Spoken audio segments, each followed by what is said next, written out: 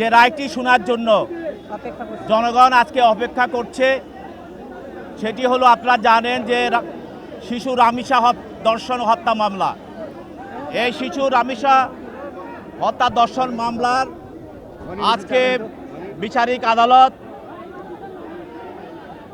গত 1 তারিখে এই মামলার চার্জ গঠন করেন এবং এই মামলার সাক্ষ্য গ্রহণ করেন এবং যুক্তিতর্ক শুনেন। পরবর্তীতে আজকে মামলাটির রায় ঘোষণা করা হয় এবং এই রায়ে এই রামিসাকে ধর্ষণ এবং হত্যা করার এবং তার দেহ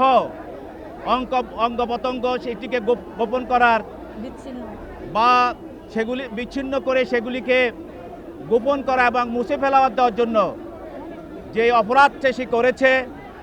সেই জন্য তাকে আদালত সর্বোচ্চ শাস্তি তাকে মৃত্যুদণ্ড আদেশ প্রদান করেছেন এবং তাকে সহায়তা করার জন্য তার স্ত্রী স্বপ্না খাতুন, সেই স্বপ্না খাতুন যে এই ঘটনার সময়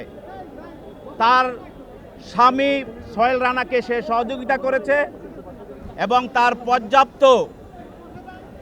সুবিধা থাকা সত্ত্বেও সে এই ঘটনায় তাকে হত্যা থেকে নিবৃত্ত করার জন্য, ধর্ষণ থেকে নিবৃত্ত করার জন্য কোনো রকম চেষ্টা করে নাই, বরং সে তার স্বামীকে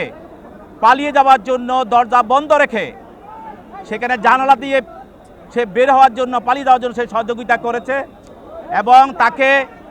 সাক্ষীরা বা রামিসার মা এবং তার আত্মীয়স্বজন বারবার তাকে দরজা খোলার জন্য তাকে বলা হলেও সেই দরজা খোলে নাই এবং সে যখন তাকে ধর্ষণ করা হয় রামিসাকে, তখনও তার ক্ষমতা ছিল, তার সেই ইচ্ছা করলে দরজা খুলে ডাক চিৎকার দিয়ে তাকে রক্ষা করার জন্য চেষ্টা করতে পারত, সেটাও সে করে নাই। অতএব সে তার স্বামী তাকে সহযোগিতা করেছে, সোহেল রানাকে সহযোগিতা করেছে ধর্ষণ এবং হত্যায়। তাই নারী শিশু নির্যাতন দমন আইনের যে 9(2) এবং 30 ধারা তার প্রতি প্রযোজ্য, সেই জন্য তাকে একই অপরাধী করে